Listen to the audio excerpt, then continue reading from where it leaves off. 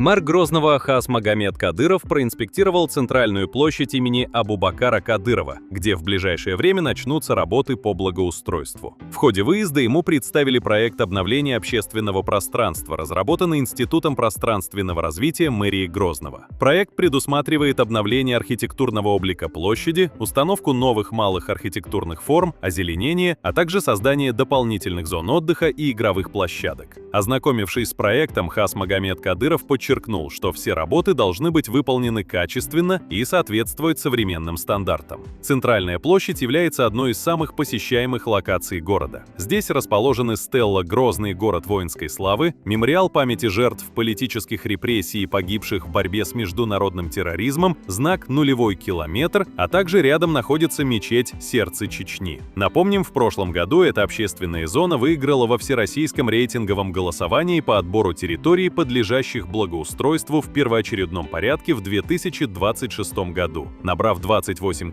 140 голосов благодаря активному участию и поддержке жителей города.